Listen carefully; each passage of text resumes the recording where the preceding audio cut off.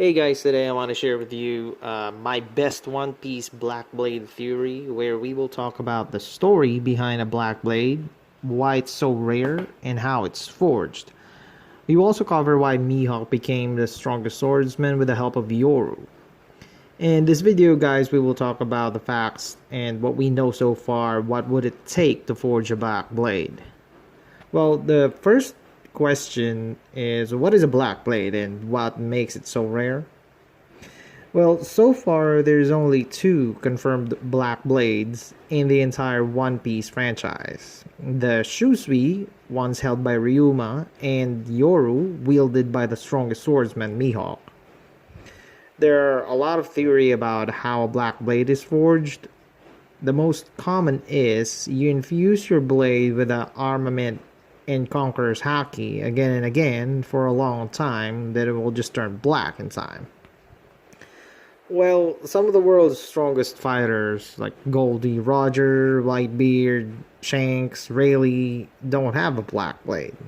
And these guys have some of the most powerful Haki in One Piece and fought countless times over their lifetime, infusing Haki over their weapons for God knows how many times, and yet they were not able to forge a Black Blade. Very interesting, right? So, in my theory, it's more than just coating your blade with Haki and becoming a powerful fighter. I think it will take more than just that. Mihawk once told Zoro when they met in East Blue, where they actually fight, and Mihawk once told Zoro that a sword without grace is no strong sword. Well, what does this mean?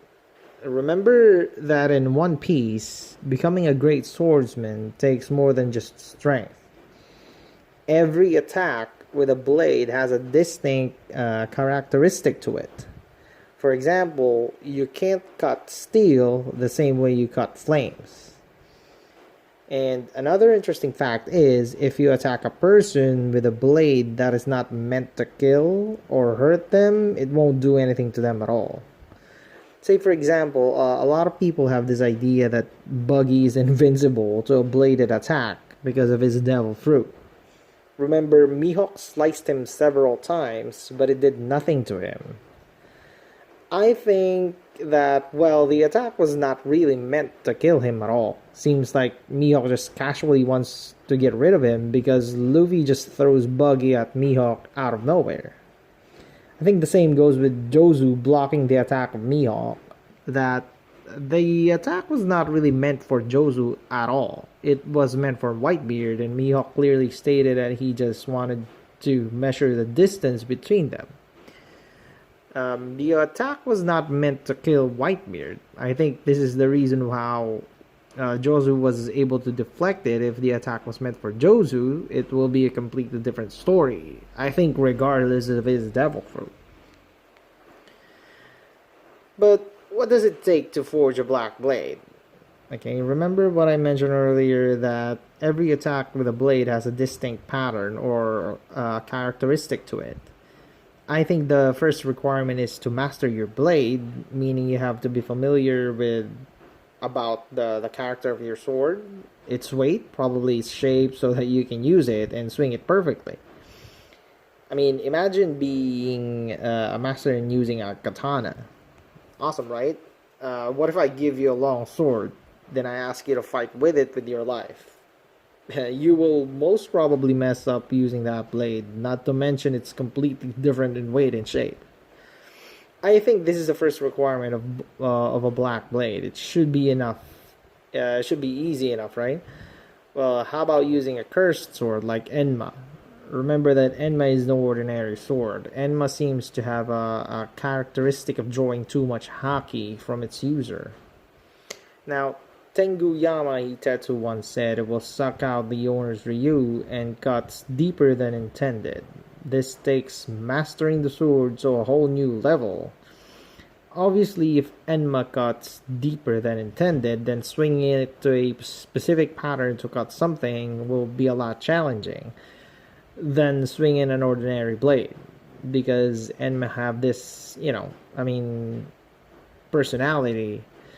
This takes us to the second requirement of a black blade. I think the second requirement is imposing your will on the blade itself. So, to master a blade like Enma that has its own personality, the wielder has to at least overpower the will of the sword itself to be able to use it perfectly to the user's intent. There's only one way to do this, and that's obviously through Haki. Remember that Haki is the will or willpower of its user. So to do this, the user Haki must overcome the sword itself. In the case of Enma, taming the blade is very, very difficult. This is demonstrated every time Zoro is using Enma, how he's struggling to control the blade to his will. And we can see the exhaustion in Zoro's face just by holding the blade sometimes. Zoro is constantly balancing the amount of strength that he needs to use Enma, and at the same time not to exhaust himself in the process, because if this happens, he will lose the fight just by holding Enma alone. So Zoro realized this the first time he tried to cut Kaido. The wound was so shallow, it didn't even break his skin. And Zoro mentioned that he needs to unleash Enma more. And then the second time he was able to damage Kaido's scale, dragon scale. And the third time Zoro used all his might and he was able to cut Kaido across the chest. Remember while Zoro was fighting King, this is the time that Zoro realized what Enma really requires from him.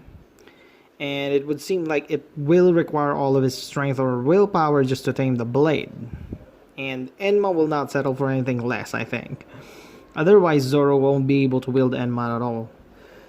And finally, if a swordsman is able to completely impose his will over his blade and conquer the blade, this is the time the user's will or Haki will be physically visible on the blade itself, and the blade turns black.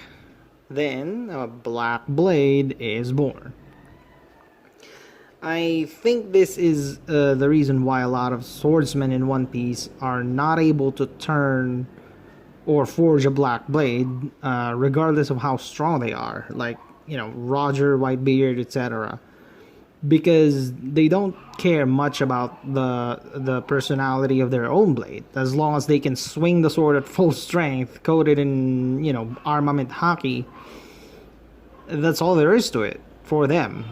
Now this brings us to the next question, like, okay, so if you have a black blade, how much of a difference does a black blade make from any ordinary blade that is coated in Haki? Well, a lot, actually, in fact. I think this is the reason why Mihawk became the greatest swordsman. So what happens when you fight using an ordinary graded blade versus a permanent black blade? Believe it or not, this was actually answered during the Zoro versus Ryuma fight.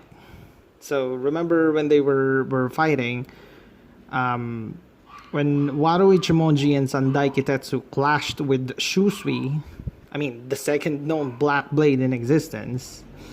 Now, after Zoro and Ryuma fight for some time, Zoro mentioned, if the fight continue, my swords will break. This is the moment. This defines the difference of black blades versus ordinary blades. Remember that Wado Ichimonji and Sandai Kitetsu are both graded blades.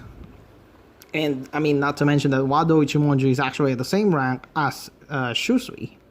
But Zoro admits that Shusui will eventually break both swords if the fight drags on. So, in conclusion, black blades possess the highest durability in weapons in the entire One Piece universe, and have the ability to literally break other weapons in a fight. This includes high-ranking swords. So, this brings us to another conclusion.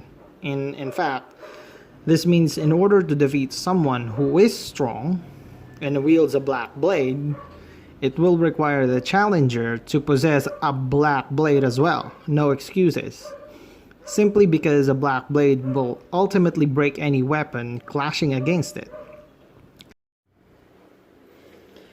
This means that in order for Zoro to defeat Mihawk, aside from the fact that he needs to surpass Mihawk's skills, Zoro must forge the third black blade in all of One Piece universe. Good luck. Well, I have no doubt that Zoro will forge a black blade, but it would be one of the most epic moments in One Piece when he does.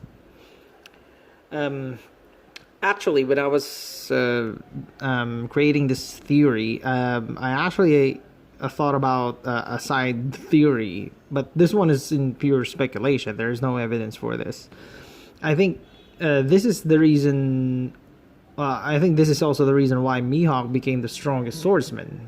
At this point, I think it is safe to assume that the battle for the title of the strongest swordsman was indeed between Mihawk and Shanks. I believe that this was during the time that Shanks still have both of his arms. I think that after fighting for days, Mihawk and Yoru ultimately broke Shanks' sword. Then Mihawk was declared the winner. I also think that Shanks have this is just pure speculation, but I also think that Shanks might have, Gold Roger's sword Ace during that fight. And yeah, because when Roger was executed, there was no other story that depicts on exactly what happened with Ace. But I think what happened is Roger passed it down to Shanks, and this is actually the sword that he used to fight Mihawk. But I think during their battle, Yoru broke Ace in the process, and I think this is the reason why Shanks is now holding Griffin, which is a lesser known sword, but I think it's also a graded sword. But again, this is just pure speculation. It's just another fun theory that was in my mind. But I think black blades in the hand of strong user are the ultimate weapon in One Piece. And yeah, that's it. It was a blast making this theory, and I hope you guys enjoy it. And what do you think about this? Just leave your comments on the video, and thanks for watching.